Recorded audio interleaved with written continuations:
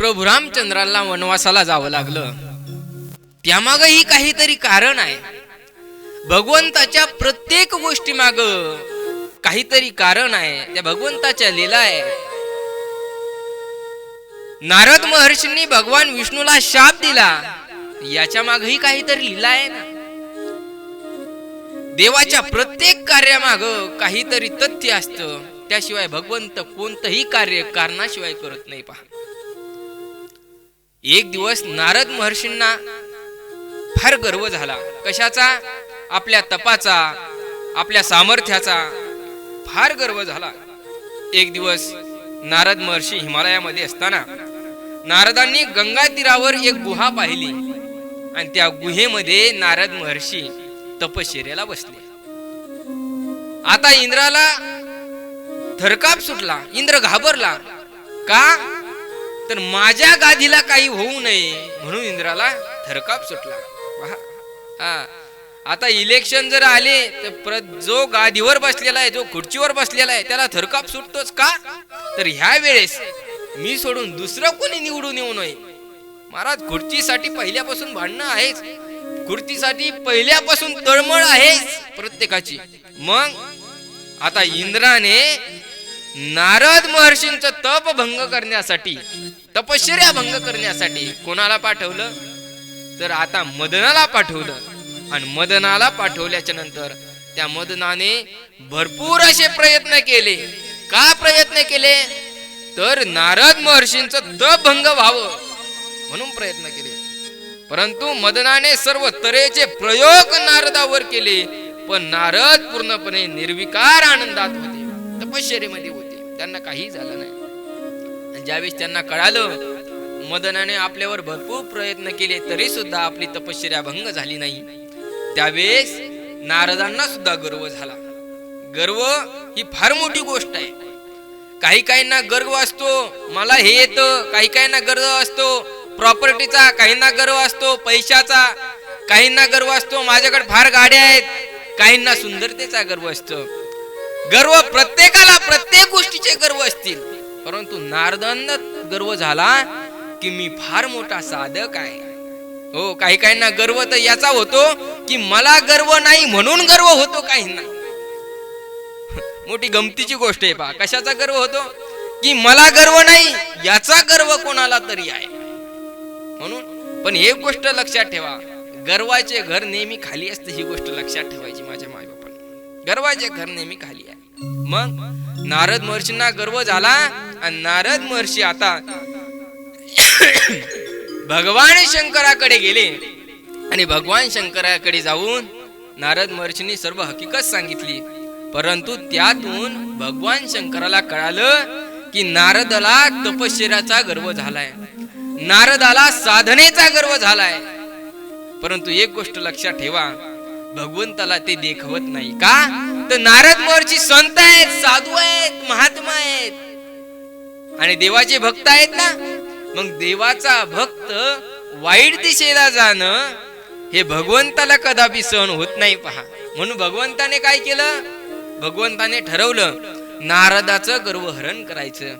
आणि नारदाचं गर्वहरण झाल्याच्या नंतर मग नारद योग्य दिशेने चालतील, योग्य दिशेने भक्ती करतील, त्यांच्या भक्तीला यश येईल. भगवंताने ठरवलं.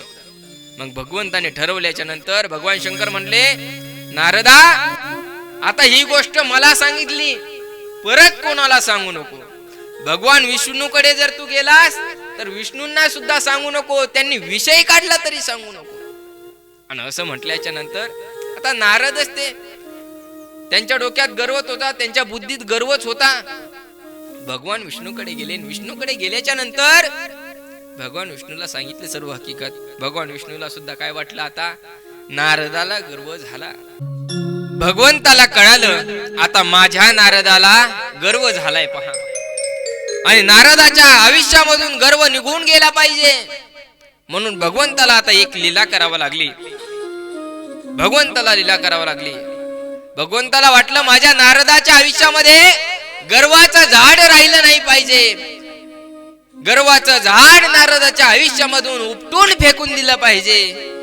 भगवंताच्या मनामध्ये आहे आणि असं असताना भगवंताने एक लीला केली. आता भगवंताने एक सुंदर अशी नगरी निर्माण केली, फार सुंदर नगरी निर्माण केली.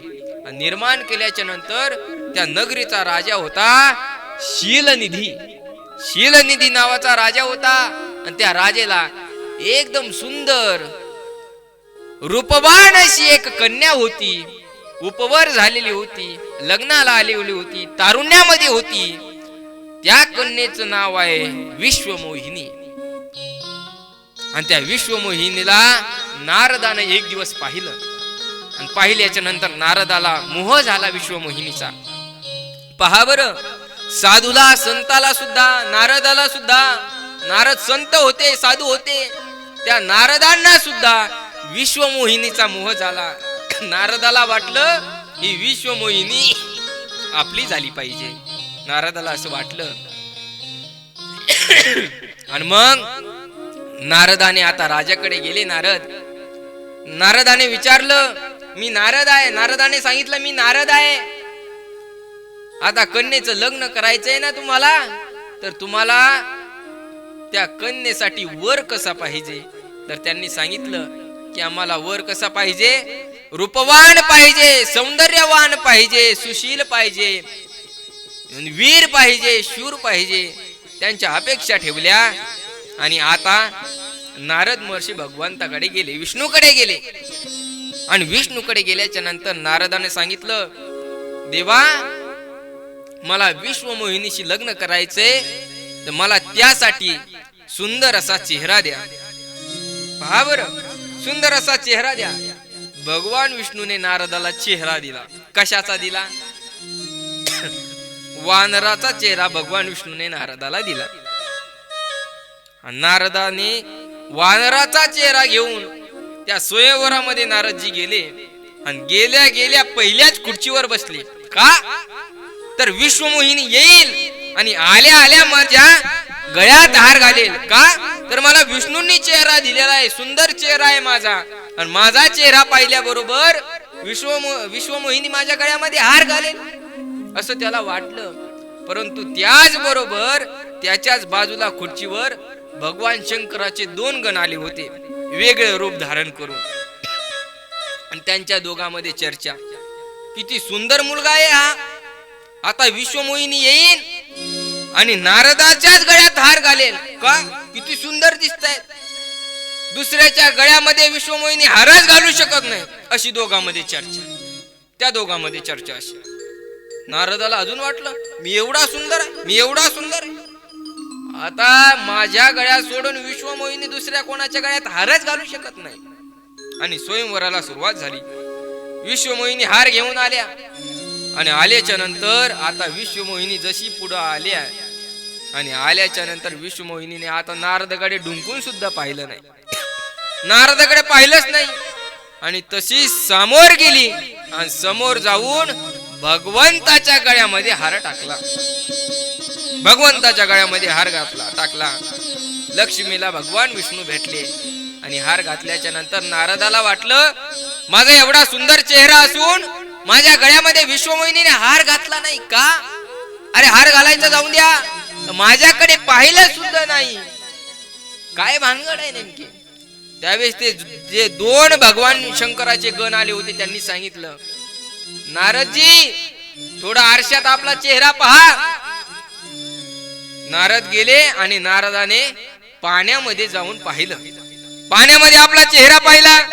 आणि चेहरा पाहिल्याच्या नंतर नारद चकित झाले. का? तर वानराचा चेहरा मला भगवान विष्णूने दिलाय. नारदाला राग आला.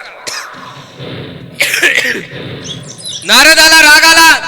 आणि नारदाला राग आल्याच्या नंतर नारदजी भगवान विष्णूकडे गेले. आणि भगवान विष्णूकडे जाऊन भगवान विष्णूला म्हटले, देवा कपटी आहात तुम्ही. नारदा काय झालं? देवा मला काही सांगू नका, तुम्ही कपटी आहात. मला विश्वमोहिनी पाहिजे होती, त्यासाठी मी तुम्हाला सुंदर असा चेहरा मागितला होता. तुम्ही मला सुंदर चेहरा न देता तुम्ही मला वानराचा चेहरा दिला. तुम्ही कपटी आहात देवा. आणि कपटी आहात म्हणून नारदाने त्यावेळेस शाप दिला, देवा तुम्हाला सुद्धा तुमच्या पत्नीपासून वियोग प्राप्त होईल. ज्याप्रमाणे मला चेहरा दिलाय ना वानराचा, त्यांचीच सहाय्यता तुम्हाला एक दिवस घ्यावा लागेल, त्याशिवाय पर्याय राहणार नाही तुम्हाला. हा शाप नारद महर्षीने भगवान विष्णूला दिला आणि तोच शाप भगवंताने स्वीकार केला. आणि स्वीकार केल्याच्या नंतर मग तो शाप रामायणामध्ये उपयोगी आला. ज्यावेळेस प्रभू रामचंद्राला वनवास झाला आणि वनवास झाल्याच्या नंतर ज्यावेळेस रावणाने सीतामाईचं हरण केलं, ज्यावेळेस रावणाने सीतामाईचं हरण केलं, त्यावेळेस सीतामाईचा प्रभू रामचंद्राला वियोग घडला. आणि त्याच वेळेस त्या वानरांची सहाय्यता भगवान प्रभू रामचंद्राला त्यावेळेस घ्यावी लागली. ही गोष्ट लक्षात ठेवा.